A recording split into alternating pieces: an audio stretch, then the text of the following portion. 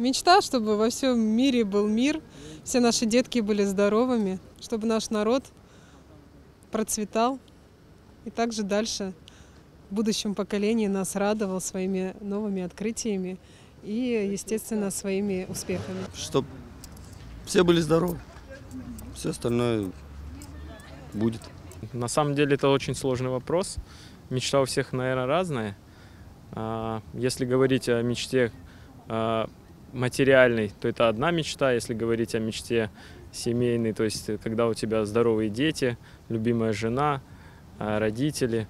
Ну и самое главное, наверное, то, что наш народ должен быть сплоченным, изучать свою религию, историю. И самое главное, нужно получать образование. Дожить до такого момента, чтобы погулять на свадьбе моей внучки, которой 1,5 года.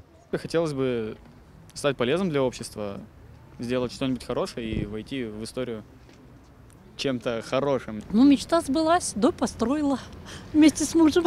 Жить здоровые. хорошо, да. Да, хотим жить, Жить процветать хотим. дальше. Жить, процветать. Создать семью, найти работу хорошую. Одна из самых главных мечт – это все-таки иметь хорошую и крепкую дружную семью.